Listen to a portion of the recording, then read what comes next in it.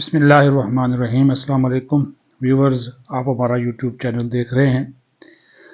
منجی جو ہے وہ ٹھک چکی ہے، 14 طبق روشن ہو چکے ہیں اور علی امین گنڈاپور کو بھی ایک واضح پیغام جو ہے وہ بھجوا دیا گیا ہے کہ سول نافرمانی آپ شروع کریں، آپ کی پھر حکومت جو ہے وہ ختم ہو جائے گی، کیونکہ یہ جو گیدڑ ببکیاں آپ لگا رہے ہیں کہ مسلح ہو کر آئیں گے اور ریاست اور وفاق پر حملہ آور ہوں گے، اس کے لیے انہوں نے کہا کہ کسی طور پر بھی اجازت نہیں دی جائے گی۔ فائنل کال کے موقع پر آپ کو آخری موقع دیا گیا سدھرنے کا، لیکن آپ سدھرے نہیں ہیں،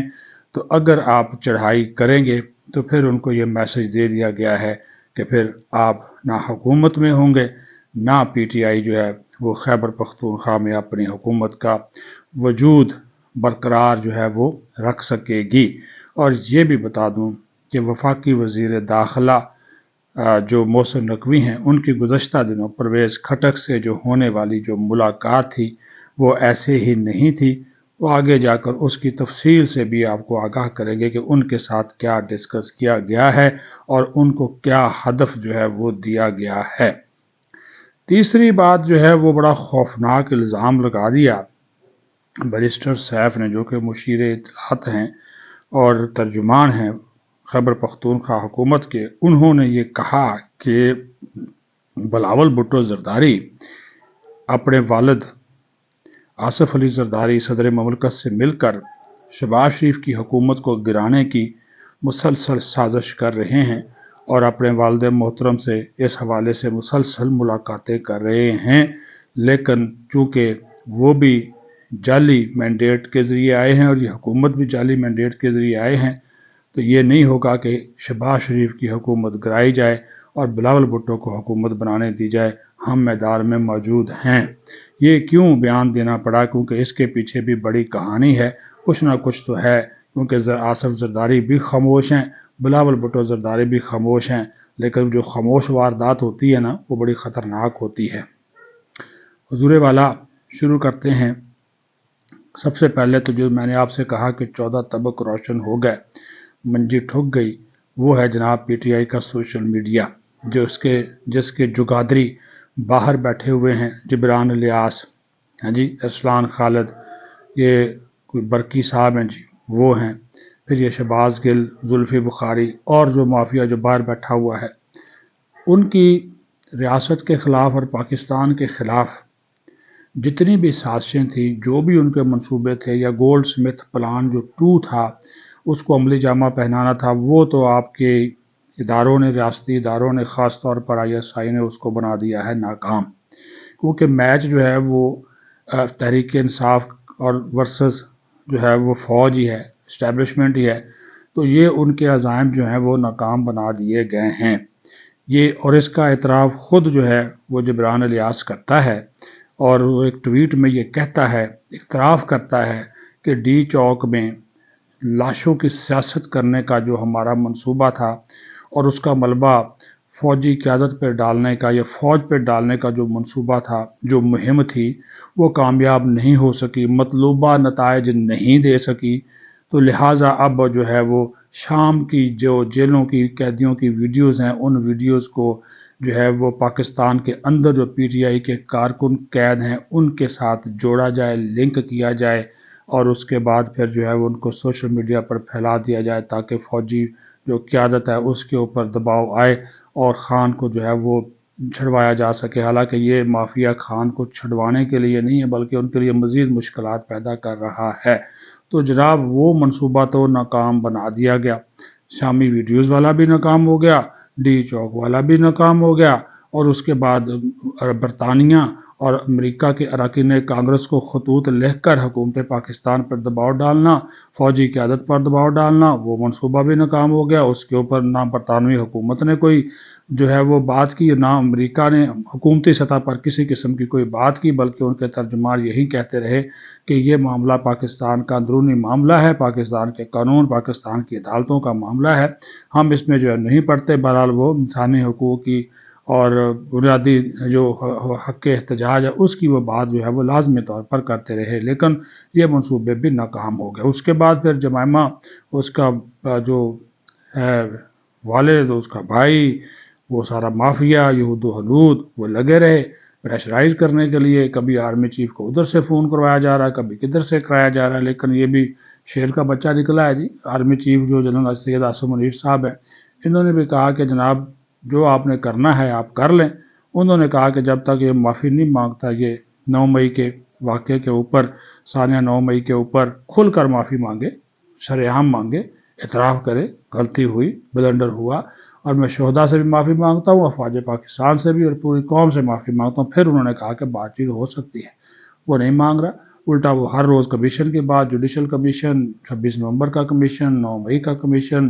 ججز کی سربراہی میں پھر بات چیت ہوگی، تو بات چیت والا تو چیپٹر پہلے ہی کلوز ہو گیا۔ تو اس طرح یہ شکست دی گئی ہے۔ یہ جو social media P T I کا جو تھا باہر بیٹھا ہوا یہاں پہ، تو وہ ان کے جو عزائم تھے وہ خاک میں ملائے گئے ہیں، اور اس کے لیے آپ کے فوج پاکستان کو بھی اور آپ کے جو انٹیلیجنس ادارے ہیں ان کو بھی، کہ یہ جو پاکستان کے اندر عدم استحکام پیدا کرنا، حکومتیں جانی چیز ہیں، لیکن پاکستان کے اندر اگر آپ عدم استحکام پیدا کریں گے اور پاکستان اور ریاست کے لیے خطرہ بنیں گے، تو پھر راہزار ہے، ریاست نے تو حرکت میں آنا ہے، اور ریاست ایسی حرکت میں آئی ہے کہ ان کو جو ہے وہ لگ پتہ گیا ہے۔ اب یہ نئے نئے سوچے چھوڑتے ہیں، منصوبے بناتے ہیں، اور اللہ کے فضل و کرم کے ان کے منصوبوں کا پہلے پتہ چل جاتا ہے ہمارے اداروں کو، اور ان کو جو ہے وہ پھر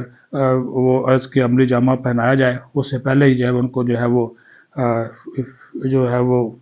ناکام جو ہے وہ بنا دیا جاتا ہے یا پکڑ لیا جاتا ہے۔ تو یہ ایک بہت بڑا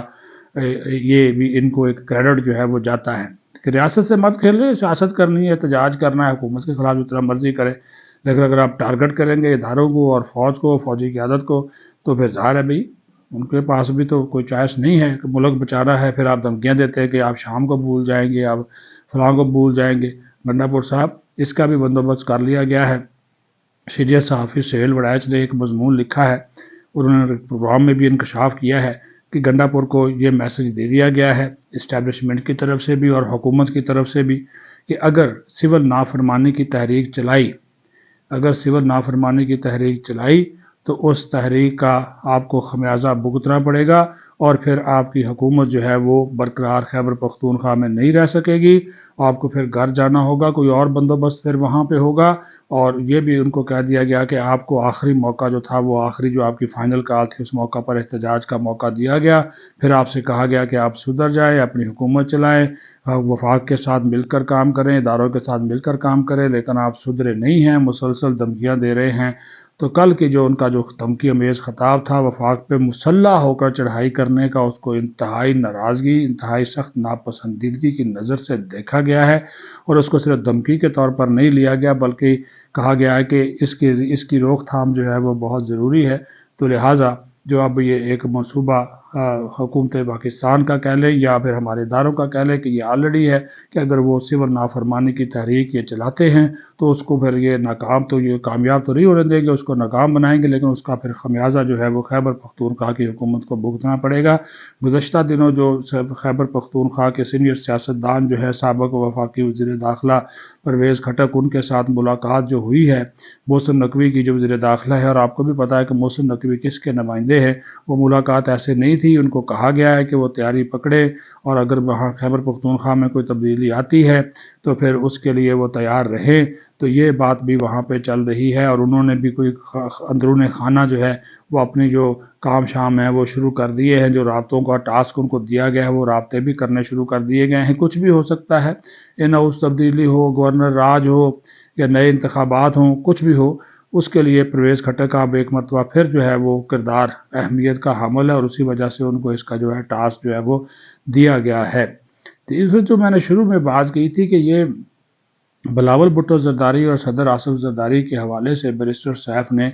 ایک تشویشناک بیان جو ہے وہ دیا ہے، اور پھر گزشتہ دنوں فیصل ووڈا نے بھی ایک بات کی تھی کہ جس کا جہاں پہ مینڈیٹ ہے وہ جو ہے وہ اس کو تسلیم کرنا چاہیے۔ پھر انہوں نے پیپلز پارٹی کے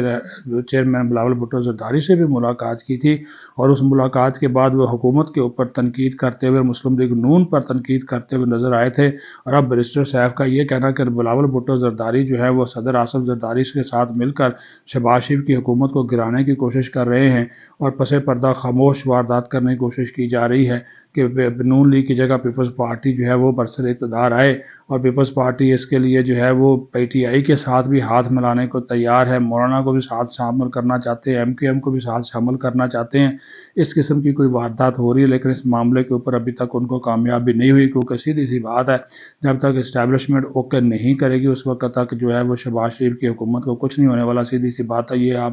مانیں یا نہ مانیں، کیونکہ یہ اس وقت جو یہ جو اعتراف کرتے ہیں ہائبرڈ حکومت کا، وزیر داخلہ بھی، وزیر جو دفاع بھی، اور وزیر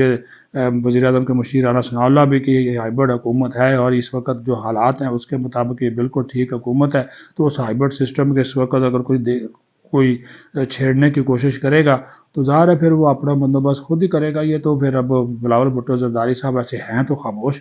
باریک واردات ڈالنے کے چکر میں ہیں، لیکن وہ 172 بندے پورے کیسے کریں گے؟ یہ بھی ایک بہت بڑا جو ہے وہ پھر سوالیہ نشان ہے، کیونکہ 172 کا فگر پورا کرنا، یہ میں نے پہلے گزشتہ دنوں میں ایک ویلا کیا تھا، اس میں یہ کہا تھا کہ بلاول بھٹو زرداری جو ہے وہ باریک واردات کے چکر میں تو ہے، لیکن وہ جو ٹارگٹ ہے، جو بندے پورے کرنا ہے، وہ کہاں سے وہ لے کر آئیں گے؟ تو یہ ایک بہت بڑا سوالیہ نشان ہے، کیونکہ تحریک انصاف والے جو ہیں وہ پیپلز پارٹی کے ساتھ جانے سے رہے، اور یا تو پھر وہ یہ ریلیف لے کہ بھئی عمران خان کو چھوڑ دے، اور عمران خان باہر آ کر پیپلز پارٹی کی حکومت مان لے۔ یہ تو سوال ہی پیدا نہیں ہوتا، وہ کبھی نہیں مانے گا، وہ کہے گا جی میں کو مانوں۔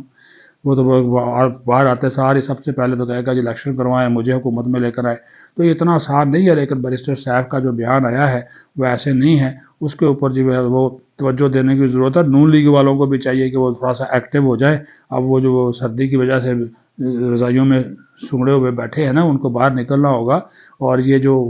اگر کوئی سازش ہو رہی ہے ایوان صدر کے اندر ان کے خلاف، تو پھر ظاہر ہے اس کا بندوبست کرنا ان کے اوپر بھی، یہ نہ ہو کہ پھر وہ ہاتھ ہی ملتے رہ جائیں اور پھر رضائیوں کے اندر ہی پھر بیٹھے بیٹھے ہی رہ جائیں، اور کوئی واردات جو ہے وہ کوئی اور ڈال جائے۔ اپنا خیال رکھے۔ پاکستان زندہ باد۔